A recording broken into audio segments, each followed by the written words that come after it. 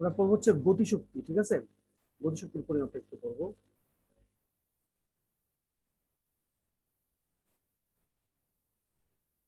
ধরো একটা তল, এই তলের উপর একটা বস্তু আছে। ঠিক আছে, আবার চেঞ্জ করি।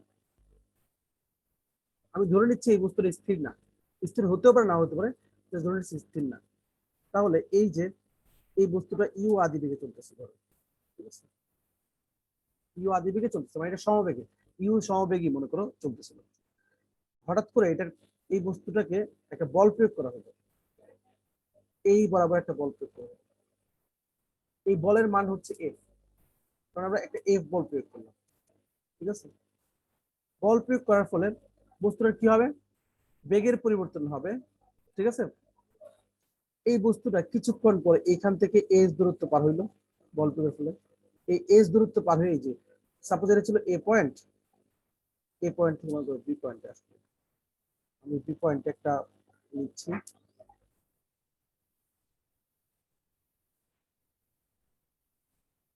ঠিক আছে, এই তো এ থেকে বি পয়েন্টে আসলো, কত দূরত্ব পার হয়ে, আমি ধরলাম বস্তুর বলের দিকে সরণ হলো এস। এই যে বল প্রয়োগ করলাম, বলের দিকে সরণ হলো এস, তাহলে একটা কাজ হয়েছে না এখানে, অবশ্যই একটা কাজ হয়েছে। শুধু কাজই হয়েছে না, এই বস্তুটার আগে বেগ ছিল ইউ, এখন এখানে আসলে আসার পর বেগ হলো ভি মনে করো, কারণ আমি তো বল প্রয়োগ করে যাচ্ছি কন্টিনিউয়াস। তার মানে অবশ্যই বেগের পরিবর্তন হলে এখানে কি হচ্ছে বলতো, এই যে বস্তু ইউ লিখলাম আদি বেগ, এই ইউটা জিরো হতে পারে, নাও হতে পারে। আমি ইউটা জিরো বলতে পারি, আবার u naught is equal to zero হতে পারে, যে কোনোটা হতে পারে। তাই আমি ইউ ধরে নিছি, আমি ইউর মান জিরো বলে নেই বা কিছু বলে নিই। এখন দেখো, যদি জিরো হয় তাহলে পুরো বস্তুটা স্থির ছিল, আর স্থির থেকে গতিশীল হয়েছে, তার মানে পুরোটাই গতিশক্তি। যত কাজ করছি পুরোটাই কি হয়েছে, গতিশক্তি হয়েছে। কারণ কি, আমরা জানি কি কাজ করার সামর্থ্য শক্তি বলে। তো একটা বস্তুকে বল প্রয়োগ করে তার সরণ ঘটালাম, প্লাস বেগ বৃদ্ধি করলাম বা বেগের পরিবর্তন করলাম, তাহলে কি তার মধ্যে গতিশক্তি হলো না? যতটুকু কাজ করছে কৃত কাজটা কি হবে, গতিশক্তির সমান অথবা গতিশক্তির পরিবর্তনের সমান। পরিবর্তন বলতেছি এই অর্থে, আগে যদি বেগ থাকে, ইউ যদি শূন্য না হয়, সেই ক্ষেত্রে একটা গতিশক্তি আগে থেকে ছিল, আবার নতুন ভি অবস্থানে আসার পরে তার গতিশক্তি আরেকটা হইলো, এটা হবে গতিশক্তির পরিবর্তনের সমান যদি আগে বেগ থাকে। আর যদি আগে বস্তু স্থির থাকে, তাহলে ওই যে কাজটা করলাম সেই পুরোটাই হচ্ছে গতিশক্তি। কথা ক্লিয়ার? এবার আমরা লিখবো এই কথাগুলো, যা যা বললাম তা লিখবো। ধরি এই বস্তুর ভর ধরে নিচ্ছি আমি এম, এম ভর বিশিষ্ট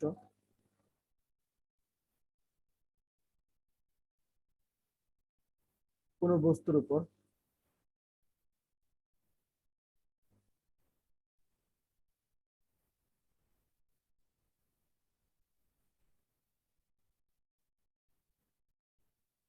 এফ বল প্রয়োগ করা, বল প্রয়োগ করায়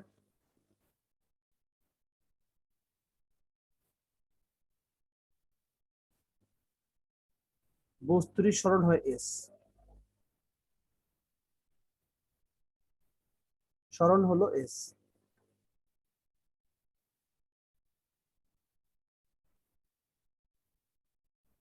এই যে এম ভর বিশিষ্ট কোন বস্তু, ঠিক আছে, এর উপর যদি আমি এফ বল প্রয়োগ করি, তাহলে বস্তুর সরণ কত হলো এস। এখন দেখো, বস্তুর আগে একটা বেগ ছিল ইউ, বস্তুর আদি বেগ ছিল ইউ, বস্তুটি তার আদি বেগ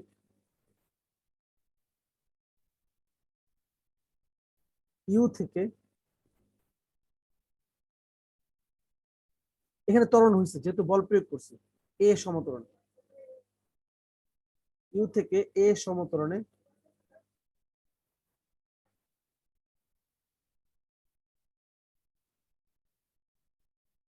প্রাপ্ত বেগ হলো ভি।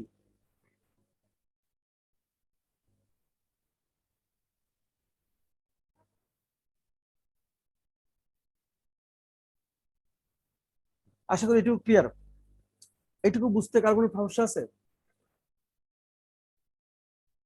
আর লেখা কি চলে, বোঝা যাচ্ছে? এই যে বেগ চেঞ্জ হলো বা বেগের পরিবর্তন, ঠিক আছে, এই যে বেগটা পরিবর্তন, এই বেগের পরিবর্তন বা এই বেগ দিতে আমি যে কাজটা করছি, এই কাজটা কার সমান, এই কাজটা বস্তুর গতিশক্তির সমান বা গতিশক্তির পরিবর্তনের সমান। যদি আগে বেগ থাকে তাহলে হবে গতিশক্তির পরিবর্তনের সমান, আর টোটালি যদি বেগ না থাকে তাহলে গতিশক্তির সমান। কারণ বস্তু গতিপ্রাপ্ত হয়েছে বল প্রয়োগের পরে, বল প্রয়োগের আগে বস্তুর কোনো গতি ছিল না। আমরা লিখতে পারি এখন এই কথাটা,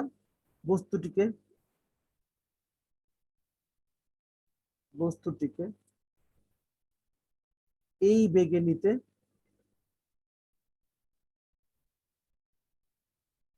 আনতে বা নিতে চাই বলি। আমি একটা কাজ করছি, বল প্রয়োগ করছি, তাহলে কৃত কাজ হবে বস্তুটির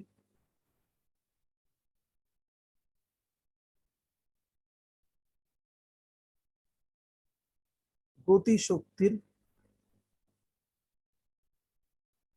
যদি আগে বেগ না থাকে তাহলে হবে গতিশক্তির সমান, বা যদি আগে বেগ থাকে, আগে ইউ জিরো না হয়, সেক্ষেত্রে হবে গতিশক্তির পরিবর্তনের সমান।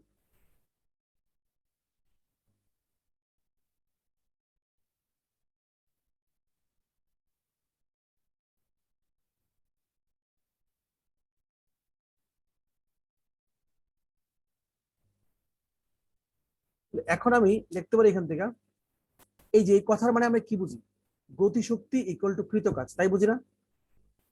কারণ এই কৃত কাজের মাধ্যমে কি পাইছি, গতিশক্তি পাইছি।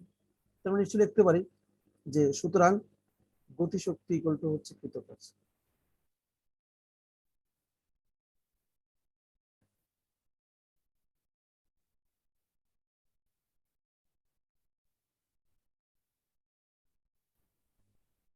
এইটুকুতে কারো কোনো প্রবলেম আছে কিনা দেখো, আর তুলে নাও।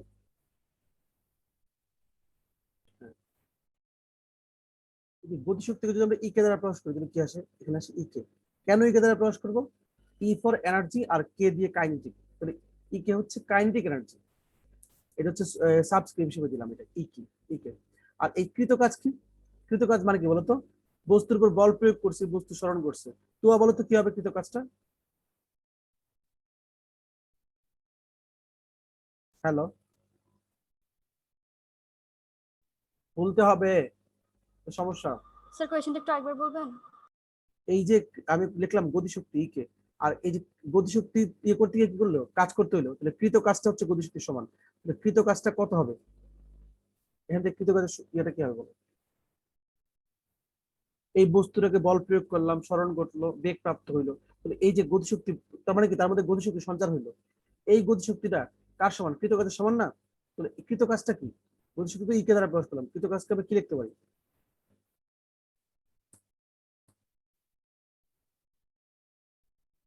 কারো আইডিয়া আছে? টুয়া, অর্পি,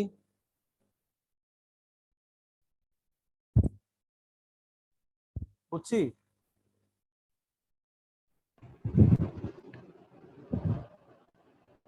বুঝতেছ? কৃত কাজ হচ্ছে গিয়ে, কে বলতে পারবো না, একজন না। মারজান, সাদিফা, ওরে আল্লাহ কি অবস্থা, কেউ বলতে পারে না? এই যে বল প্রয়োগ করলাম, স্মরণ ঘটলো, বল এবং স্মরণের গুণফলিত কৃত কাজ, W equal to F S, ঠিক না? তারপরে দিব, বা আমরা লিখতে পারবো এখানে ইকে ইকুয়াল টু, এই যে এফ এস, এফ কে কি লিখতে পারি, একটা এম ভরের বস্তুর উপর বল প্রয়োগ করছি, ত্বরণ হচ্ছে এ, তাহলে এফ ইকুয়াল টু কি এম এ লেখা যায়? আর পাশে আছে, জি স্যার। সুন্দর ছিলাম, এম এ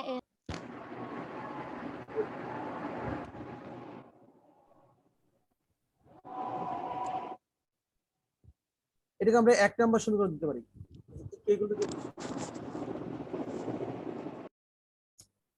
এবার আমাকে একটু বলো, এই যে এখানে গতির কোন সমীকরণ পাওয়া যাবে, এই যে এখানে আদিবেগ দেয়া আছে, শেষ বেগ দেয়া আছে, ত্বরণ দেয়া আছে, সরণ দেয়া আছে, এই চারটা দিয়ে গতির কোন সমীকরণ লেখা যায়?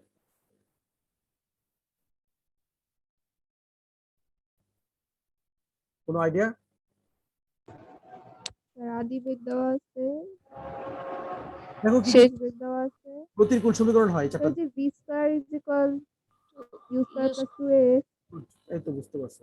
তাহলে গতির সমীকরণ হতে পাই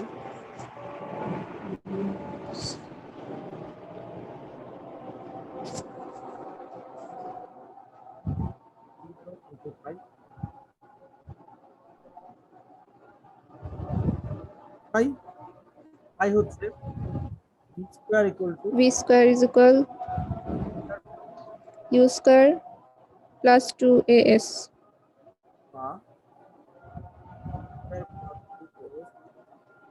ইকুয়াল v স্কয়ার। চেঞ্জ করলাম জাস্ট। এবার আমরা এখানে দেখো, এখানে এম এস আছে, তার মধ্যে এই যে এস এর মানটা বের করবো। এখানে আমি দেখতে পারি 2as equal to v square, u square কে সাবট্রাক্ট করলে কি হবে? Minus x square. minus এখানে আমরা আরো কি লিখতে পারি? এই যে আমরা এস কে রেখে 2 কে সাবট্রাক্ট করতে পারি, তাহলে কি আসে? so v square minus u square by 2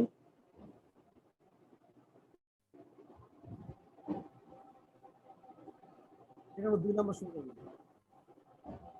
এবার আমরা কি করব? এক নং এই যে এক নং এ এস এর মান বসাই দিব।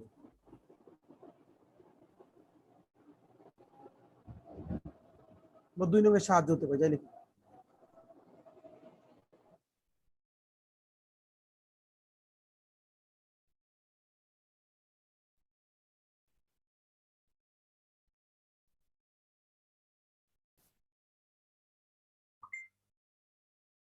বসিয়ে পাই কি পাই? প্রথমে ই কে আছে, আর এখানে এম আছে ইকুয়াল টু, আর এই যে এস এস এর বদলে কি লিখবো? এই যেটা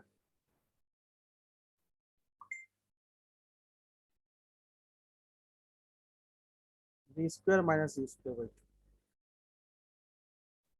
ঠিক আছে, এখান থেকে আমরা কি লিখতে পারি? লিখতে পারি এই যে 2, এই যে হাফ লিখতে পারি, 2 ঘরে আছে বলে হাফ লিখতে পারি, half M V square minus u square. এটা হচ্ছে ই এর ভ্যালু। সবাই এইটুকু তুলে আমাকে জানাও। তো আমি কিছু দিব না, এইটুকু তুলে আমাকে একটু জানাও সবাই। স্যার তোলা শেষ। হ্যাঁ, এই দেখো এই যে হাফ এম আছে, এম এর সঙ্গে ভি স্কয়ার গুণ হবে, তাহলে কি হবে? ই কে ইকুয়াল টু আমরা পাচ্ছি, বাঁ দিকে আসছে E K equal to half M V square minus half M দিয়ে আমরা ইউ কে গুণ করবো, তাহলে কত হবে? Half M U square. তাহলে আমরা কি লিখতে পারি এখানে? এই যে এইটা একটা সমীকরণ বলতে পারি, এটা একটা সূত্র। গতিশক্তি হচ্ছে কি? Half M U square minus half M V square. এখন আমি তো আগেই বলছি ইউ এর মান শূন্য হইতে পারে, তাহলে এখন আমি যদি বলি আমি স্থির বস্তুর উপর বল প্রয়োগ করছি, তাহলে ইউ এর মান কত হবে? শূন্য হবে। আমরা বলতে পারি কোন স্থির বস্তুর উপর বল প্রয়োগ করলে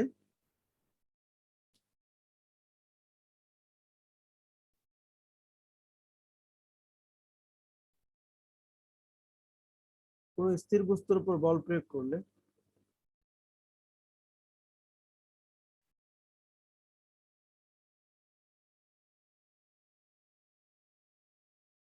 f equal to, sorry, u equal to 0, তখন কোনো আদিবেগ থাকবে না, আদিবেগ শূন্য।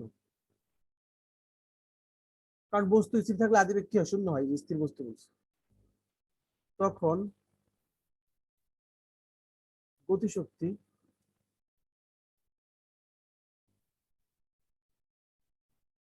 গতিশক্তি E K equal to half M V square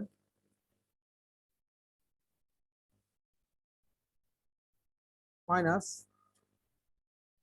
half M into 0 square. এখানে আমরা লিখতে পারি half M V square. Next টাইমটা আমরা এই সূত্র দিয়ে করবো, এটা 0 হয়ে যাচ্ছে। এখান থেকে আমরা পাচ্ছি হচ্ছে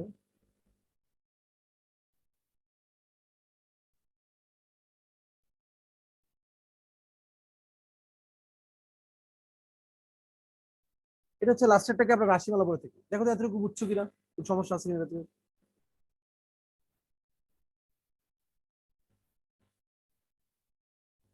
কোনো প্রবলেম থাকলে বলতে হবে। স্যার লাস্টে যেটা কি বেরোলো এটা কিসের মান?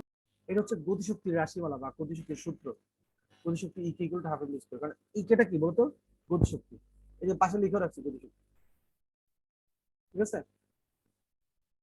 এর আগে এর আগে যেটা লিখলাম এটাও কিন্তু গতিশক্তি। ওইটা হচ্ছে যদি বস্তুর আদিবেগ শূন্য না হয়। এই যে প্রথমে যেটা বক্স করে রাখলাম একবার উপরে লাইনে, দুটাই গতিশক্তি। আর এইটা হচ্ছে ফাইনাল ভ্যালু যদি স্থির বস্তুর উপর বল প্রয়োগ করি, ঠিক আছে? এখন একটু খেয়াল করো, আমাদের পড়া শেষ এটা, তারপর আমি আরেকটু এটা থেকে ইলাবোরেট করবো। এটা শেষ, মানে গতিশক্তি দিয়ে বের করবো। এখান থেকে অন্য কিছু করার চেষ্টা করবো তোদের। আমরা গতিশক্তির সঙ্গে ভরবেগের একটা সম্পর্ক আছে, আমরা লিখতে পারি গতিশক্তি ও ভরবেগের মধ্যে সম্পর্ক।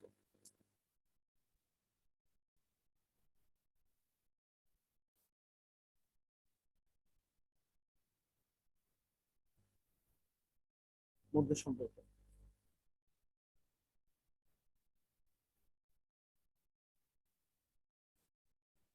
কিরকম সম্পর্ক? আমরা জানি ভরবেগ কি বলতো? কোনো বস্তুর ভর এম,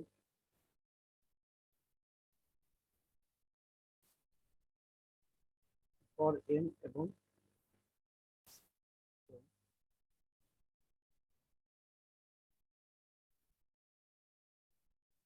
বেগ ভি হলে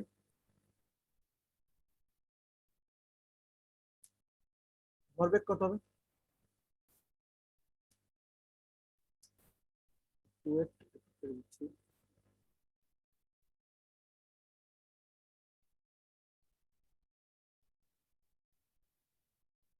ভরবেগ p equal to m v. আজকে ওটুকু বুঝতে পারছি, ভরবেগ p equal to M.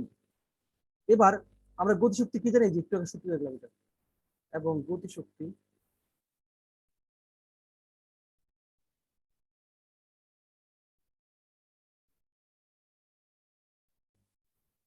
E K equal to half M V square. এবার আসলে যে হাফ এম ভি স্কয়ার আছে, আমরা কি করব?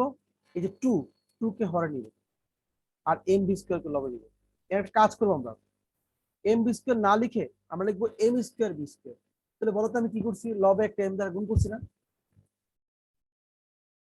হ্যালো, স্যার বুঝি জি নাই। স্যার। এই যে হাফ এম ভি স্কয়ার তো ছিল, এই যে এম ভি স্কয়ার লবে থাকে না?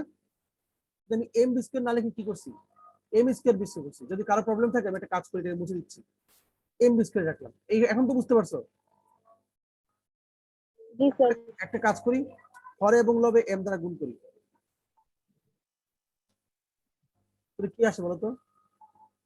লবে আসে m square m square b square by 2m। 2m। দেখা যায়? জি স্যার। প্রথম সাইড লেখা হয়েছে, বুঝতেছি আমি।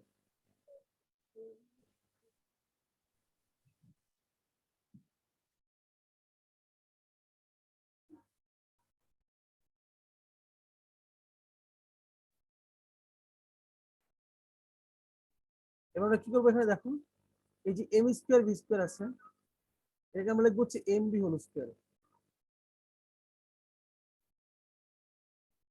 আর হরে হচ্ছে 2m। বাদিকে কি আছে? ইকে।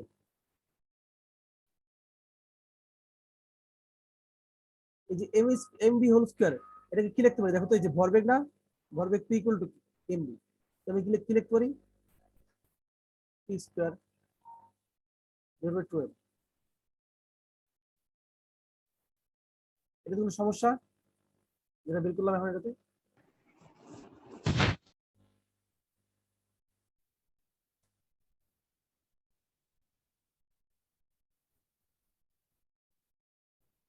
দেখো এটুকু বুঝছো কিনা। এটাকে আমি বাংলা লিখতে পারি গতিশক্তি ইকুয়াল টু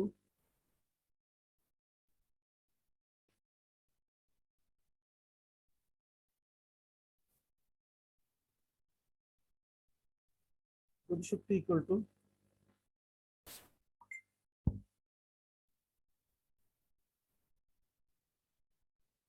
ভরবেগ স্কোয়ার ডিভাইডেড বাই 2 ইনটু মানে বাংলা দিকে লেখা যায় না, মূলত বাংলাটা জরুরি না, যে ইংলিশটা এটা জরুরি আর কি। তারপরে দিকে লেখা যায় না কোনটার মান কি। এই হচ্ছে আজকের পড়া। তো তুলে নাও আর দেখো কার কোনো প্রবলেম আছে থাকলে